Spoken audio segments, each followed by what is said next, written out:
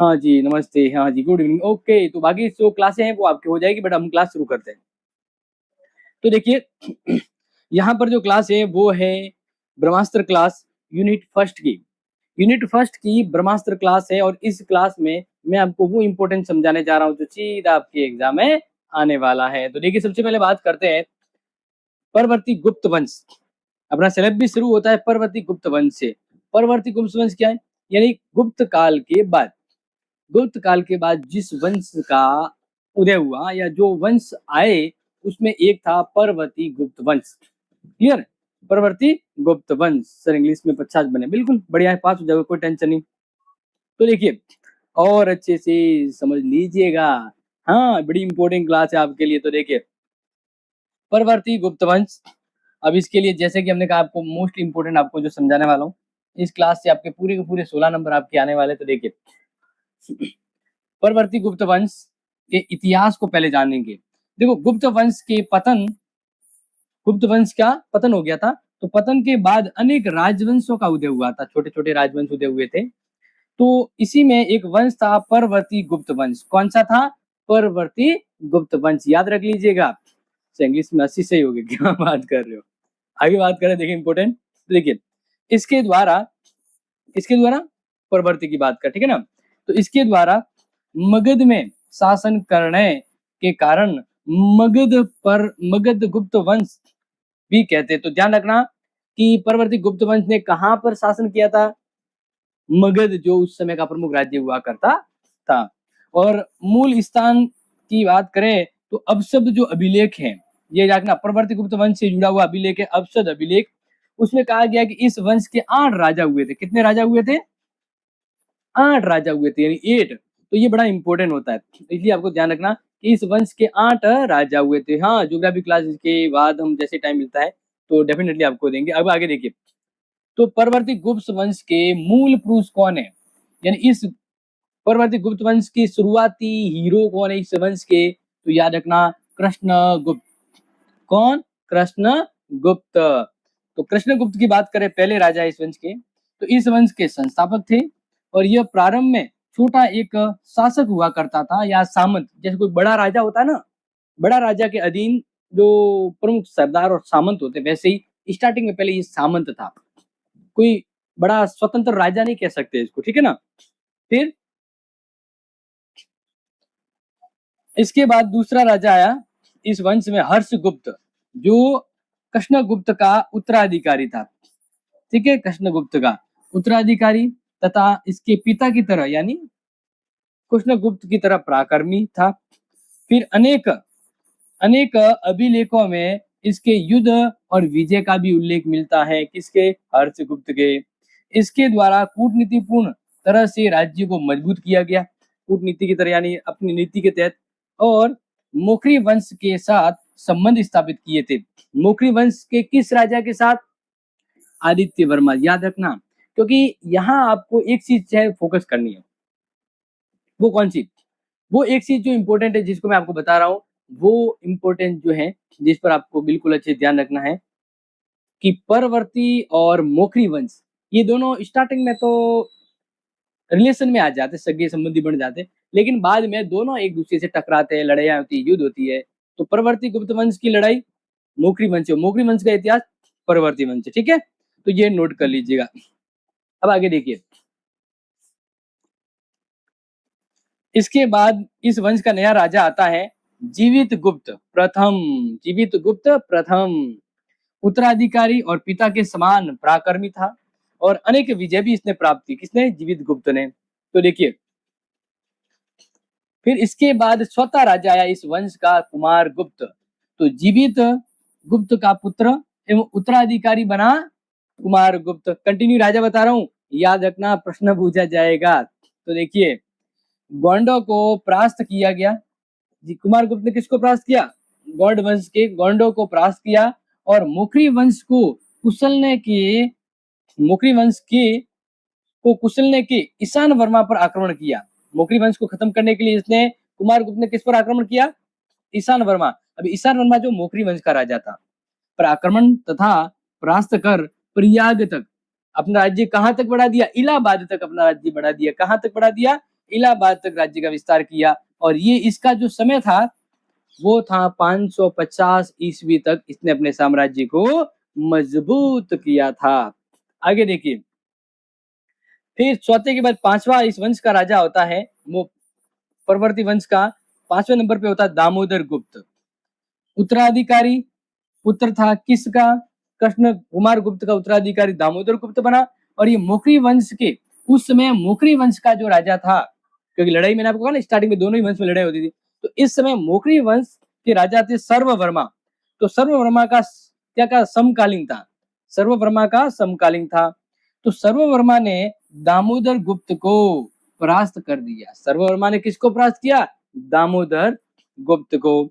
इस तरह से देखा जाए तो इस आक्रमण में जो दामोदर गुप्त था मारा गया, परवर्ती गुप्त का राजा मारा गया। और जानी दुश्मन थे, कौन जानी दुश्मन थे आपको मैंने पहले ही कहा था। देखो, एक मोकरी वंश और दूसरा परवर्ती परवर्ती गुप्त वंश, ये दोनों एक दूसरे के जानी दुश्मन थे। ये इसको मारता था तो ये इसको मार लेता था। हाँ, 6 सेमेस्टर क्लास इसके बाद आएगी डियर। इस तरह से इस युद्ध के बाद परवर्ती वंश को मगध के कुछ इलाकों को खोना पड़ा। जब राजा हारता है तो कुछ इलाके तो उससे हाथ से चले जाते। हाँ, राजस्थान में तूफान आया है डियर, आज बहुत भयंकर बारिश हुई है, इसीलिए कह रहा हूँ पढ़ लो, क्योंकि 27 तारीख और 28 तारीख को जब आपके कहीं ना कहीं एग्जाम है ना, तब भयंकर बारिश है।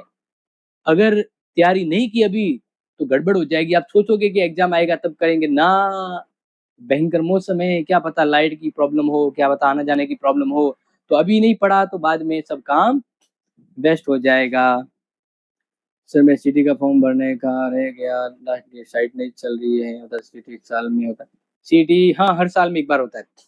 आगे देखिए अब नेक्स्ट, महासेन गुप्त छठे नंबर के राजा होते हैं परवर्ती गुप्त वंश में, क्योंकि उत्तराधिकारी किसके? दामोदर गुप्त के परवर्ती वंश में उत्तराधिकारी जो बनते हैं वो होते हैं महासेन गुप्त, जो मगध के विकट परिस्थिति में उस समय इनका राज्य बहुत संकट परिस्थिति में था। क्यों? क्योंकि दामोदर गुप्त हार गया और मारा गया था। तो इन विकट परिस्थितियों में इनने अपना जो राज्य है वो कहाँ ट्रांसफर कर दिया? मालवा में। कहाँ राज्य ट्रांसफर कर दिया? मालवा में। और यहीं से महासेन गुप्त और हर्षवर्धन, महासेन गुप्त और वर्धन वंश के बीच क्या हो गई? मित्रता।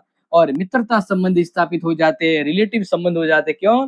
क्योंकि महासेन गुप्त की बहन और वर्धन वंश के थे आदित्य वर्धन, इन दोनों के बीच वैवाहिक संबंध हो जाते।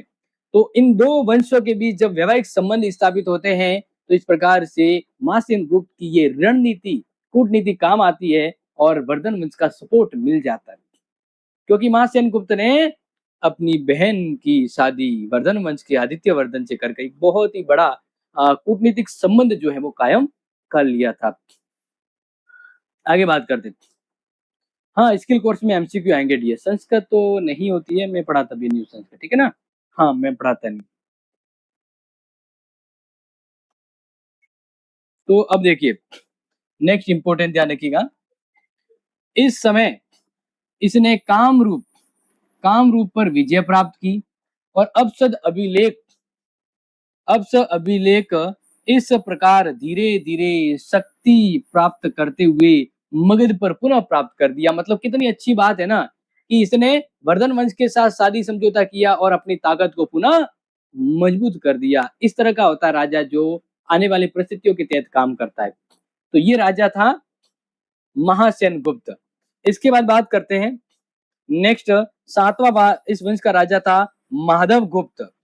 उत्तराधिकारी था किसका? महासेन गुप्त का उत्तराधिकारी माधव गुप्त।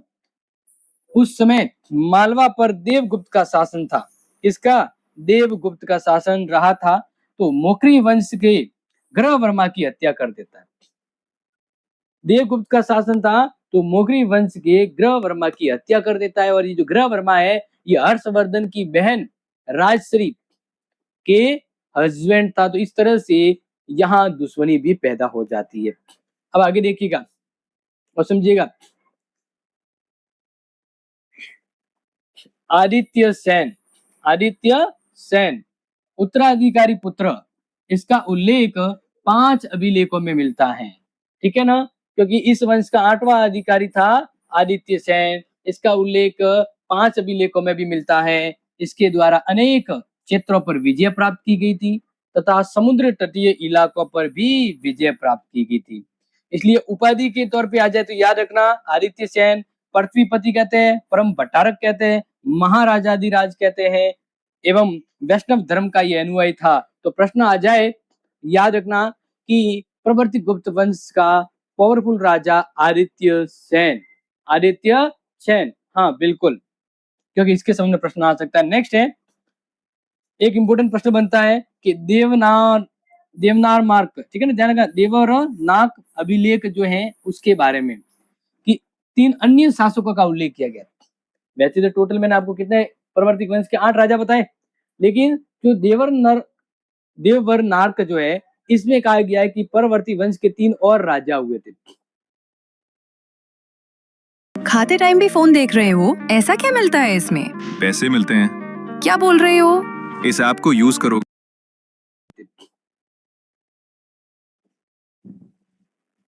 तो देखिए नंबर 9 पर है देवगुप्त। आदित्य सेन का उत्तराधिकारी, पराक्रमी शासक था तथा पिता की तरह इसने भी परम भट्टारक महाराजा रियाज की उपाधि धारण की थी। इस तरह से कैंडूर जो ताम्रपत्र प्राप्त हुआ, कौन सा? कैंडूर ताम्रपत्र, इससे ज्ञात होता है कि इसने संपूर्ण उत्तरी भारत पर भी अधिकार कर लिया था। फिर इसके बाद 10वें नंबर के जो राजा इस वंश के हैं वो है विष्णुगुप्त। कौन? विष्णुगुप्त। उत्तराधिकारी पुत्र तथा पिता के समान उपाधि धारण करने वाला, लेकिन विष्णुगुप्त जो है वो शैव धर्म यानी विष्णु की जगह शिव धर्म को अपनाया था। फिर इस वंश का 11वें नंबर का राजा था जीवित गुप्त, क्योंकि देववरनार्क अभिलेख से ज्ञात है कि इसने भी पिता के समान ही उपाधि धारण की थी। इस समय इसके साम्राज्य में मगध, गौड़ और यूपी का इलाका शामिल था। किसके? जीवित गुप्त के शासन के समय। और कन्नौज के राजा यशोवर्धन द्वारा आक्रमण कर इस वंश का समापन किया। मतलब परवर्ती गुप्त वंश का अंतिम शासक कौन था? याद रखना, याद रखना कौन था? जीवित गुप्त। क्योंकि जैसे जीवित गुप्त खत्म होता है तो ये जीवित वंश जो था परवर्ती, वे जीवित नहीं, वे समाप्त हो जाते हैं। मतलब कन्नौज के राजा यशोवर्धन के द्वारा जब आक्रमण किया गया तो ये वंश समाप्त हो गया। इस प्रकार परवर्ती वंश 8वीं सदी तक भारत पर राज किया। इसके बाद इसका समापन हो जाता है। पॉलिटिकल साइंस आज शाम को आएगी क्लास। सर प्लीज, मैं हर वीडियो आपकी देखकर एग्जाम देती हूँ, बट परसों एग्जाम पर मुझे संस्कृत समझ नहीं आती। ये संस्कृत तो मैं नहीं पढ़ाता हूँ, आपको बताइए। बाकी सब चीजें मैं हेल्प कर ही देता हूँ, वो भी आप सबको ही पता है। तो अब आगे बढ़ते डियर, इम्पोर्टेंट। हाँ, इस वंश का कह सकते हैं विनाशक 2 यशोवर्धन था। फिर जैसे कि आप सभी को बताएं, इस पहली यूनिट में हमने 3 वंश को पढ़ना है, परवर्ती गुप्त वंश, मोखरी वंश और तीसरा जो है वो है हर्षवर्धन। और फिर एक जबरदस्त टॉपिक रहता है कि भारत का मध्य पूर्वी पश्चिमी एशिया से संबंध। यूनिट खत्म। तो चलो आगे बढ़ते हैं। नहीं, इकोनॉमी भी नहीं है डियर। इकोनॉमी के लिए स्टूडेंट भी कम होते हैं और ऐसे आपको पता ही है कि डिमांड बहुत है, सब्जेक्ट भी बहुत है, तो जो ज्यादा डिमांड आती है वो सब्जेक्ट पढ़ाता है। ठीक है, तो देखो मोखरी वंश के इतिहास को पढ़ते हैं हम यहाँ पर। मोखरी वंश का उदय गुप्त वंश के पतन के बाद हुआ था। जैसे परवर्ती वंश का उदय हुआ, उसी साथ साथ मोखरी वंश भी इतिहास हुआ था। इसका उल्लेख हमें कहाँ मिलता है? एक तो पाणिनि और पतंजलि के जो ग्रंथ है ना, इसमें उसका उल्लेख मिलता है। अब मोखरी वंश के मूल पुरुष कौन थे? अधिष्ठा। तो इस वंश के मूल पुरुष जो है उसको लेकर विद्वानों में मतभेद है, लेकिन कुछ विद्वान कहते हैं इस वंश के मूल पुरुष थे हरि वर्मा। इस वंश का क्षत्रिय वंश, ध्यान रखना, यह वंश एक क्षत्रिय वंश था और इसकी 2 शाखाएं थी, याद रखना, लेकिन अपने एग्जाम में कौन सी आती है वो भी बताऊंगा। देखो, इस मोकरी वंश की कितनी शाखाओं का उल्लेख किया गया इतिहास में? 2। तो देखिए, पहली शाखा थी मगध की मोकरी शाखा। मगध की मोकरी शाखा। इस वंश की शाखा मगध में 3 शासकों का उल्लेख मिलता है। मगध के मोकरियों के 3 राजा का उल्लेख मिलता है, यज्ञवर्मा, सादुल वर्मा और अनंत वर्मा। ज्यादा डिटेल इनके इतिहास में नहीं है, क्योंकि इस शाखा की पूर्णतः जानकारी उपलब्ध भी नहीं है। फिर मोखरी वंश की दूसरी शाखा जो अपने एग्जाम के लिए 100% इंपॉर्टेंट है, यही आती है कन्नौज की मोकरी शाखा। अपने सिलेबस में कन्नौज के इतिहास को ही पढ़ना है। क्लियर? सीटी की क्लास डियर 10 तारीख से आएगी, 10 अगस्त से, तब तक कॉलेज के एग्जाम खत्म हो जाएंगे। तो समझिए, मोकरी की कन्नौज शाखा के संस्थापक माने जाते हरि वर्मा। कौन माने जाते हैं? हरि वर्मा। ओके सर, मुझे हिस्ट्री में टेंशन है, तो कोई नहीं, हमारी क्लासें आ रही है, आप जैसे जैसे क्लासें देखोगे टेंशन खत्म होगा। पहली क्लास है ना, तो थोड़ा लगेगा कि भाई क्या होगा क्या होगा, दूसरी आएगी कॉन्फिडेंस बढ़ेगा, तीसरी आएगी, चौथी आएगी, और लास्ट में आप सभी को बताया मैं वन शॉट दूंगा ना, तब तो बेड़ा पार हो जाएगा। देखा सुन के, हाँ इंपोर्टेंट प्रश्न देने थे, शायद मैं भूल गया, कोई नहीं, आपको दूंगा जरूर। तो देखिए, इतिहासकारों में मतभेद है कि यह स्वतंत्र राजा नहीं था। एक्चुअल में किसी वंश का जब कोई पहला मूल पुरुष होता है ना, तो वो एक स्वतंत्र राजा नहीं होता है, क्योंकि वो अपने वंश की शुरुआत करता है तो पहले किसी न किसी राजा के अंडर में वो या तो सामंत रहा होगा या एक अधीन सरदार रहा होगा। तो वैसे ही एक ये सामंत हुआ करता था, लेकिन यह एक पराक्रमी था और इसकी जानकारी हमें विभिन्न अभिलेखों से भी प्राप्त होती है। इसके अकॉर्डिंग हम बात करें तो इस वंश का फिर दूसरा राजा बना आदित्य वर्मा। यह हरि वर्मा का उत्तराधिकारी यानी पुत्र था, जिसने महाराज की उपाधि धारण की, लेकिन ये भी एक सामंत था। इसका मतलब ये भी एक कोई बड़े राज्य के अधीन एक छोटा राजा या एक सामंत राजा था। इसके बाद तीसरे नंबर का राजा है ईश्वर वर्मा। ईश्वर, यह भी एक सामंत राजा था, यानी अभी तक इस वंश की स्वतंत्र शाखा का शुभारंभ नहीं हुआ था। फिर आज अभी क्या क्या पढ़ूं, क्या क्या पढ़ाओगे? मैं आज देखो, सेकंड सेमेस्टर तो हिस्ट्री चल रही है, इसके बाद 6 सेमेस्टर की पॉलिटिकल की क्लास आएगी, और 4th सेमेस्टर का देखो क्या होता है, ज्योग्राफी भी आ सकती है, लेकिन क्लास जरूर आपके लूंगा। कनेक्टो ऐप पे रियल लड़कियां हैं, नो बकवास, सीधी बात और जेन्युइन बातें होती हैं। और ये कोई स्कैम नहीं है, ये प्रॉमिस है। एक बार डाउनलोड करो और स्किल कोर्स का पेपर तो एमसीक्यू आएगा डियर। तो देखो आगे, ईश्वर वर्मा, ये भी एक सामंत था। देखो, बात करते हैं जोधपुर अभिलेख, ये जौनपुर है। जौनपुर अभिलेख से ज्ञात है कि इसने विभिन्न विजय भी प्राप्त की थी, लेकिन इसका विस्तार वर्णन तो नहीं मिलता, बट ये कहा गया है कि इसने मगध के गुप्त वंश से अच्छे संबंध स्थापित किए थे। फिर ईश्वर वर्मा के बाद मोखरी वंश, मोखरी वंश में नया चौथा राजा आता है ईशान वर्मा। ईशान वर्मा का ध्यान रखना, क्योंकि ईशान वर्मा जो है वो ईश्वर वर्मा का ही पुत्र था। ये पुत्र हैं, उत्तराधिकारी और पराक्रमी शासक था। और नोट कर लेना, क्योंकि हर अभिलेख, कौन सा अभिलेख? हर हा अभिलेख से ज्ञात है कि इसके साम्राज्य की जानकारी हमें प्राप्त होती है, क्योंकि इसने इसने महत्वपूर्ण विजय प्राप्त की थी। किस पर विजय प्राप्त की थी? आंध्र इलाका जो है उस पर, सुलुकों पर यानी सुलुक वंश पर, और गोंडों पर इसने विजय प्राप्त की थी, यानी इसका डिटेल थोड़ा ज्यादा प्राप्त होता है। इसी तरह ईशान वर्मा जो है, इसके द्वारा 554 ईस्वी में हूण वंश यानी हूणों को भी क्या किया था? परास्त परास्त कर दिया था, हराकर मोकरी वंश के विजय का झंडा गाड़ दिया था। आज टॉपिक क्या क्या पढ़ाओगे? इसमें तो मैं फर्स्ट यूनिट पूरी पढ़ा रहा हूँ। हाँ, अगली क्लास हो सकता है कि 2 यूनिट साथ में पढ़ाऊं, क्योंकि समय कम होगा तो साथ साथ करवा देंगे। तो देखिए, अब इसमें कुछ इंपॉर्टेंट है वो देखिए कि मोखरी वंश का प्रथम स्वतंत्र शासक कौन बना? ईशान वर्मा, जो अभी हम पढ़ रहे हैं। क्योंकि देखो इससे पहले जितने भी राजा हुए वो पावरफुल राजा नहीं थे, अपने वंश का स्वतंत्र झंडा नहीं गाड़ा था, लेकिन ईशान वर्मा ने स्वतंत्र राजा के रूप में अपने आप को प्रूव किया और आसपास के छोटे मोटे इलाकों को भी जीत कर एक स्वतंत्र राजा की छवि पेश की। तो मोखरी वंश का स्वतंत्र शक्तिशाली प्रथम राजा ईशान वर्मा, याद रखिएगा, प्रश्न आ सकता है, जिसने महाराजाधिराज की उपाधि धारण की थी।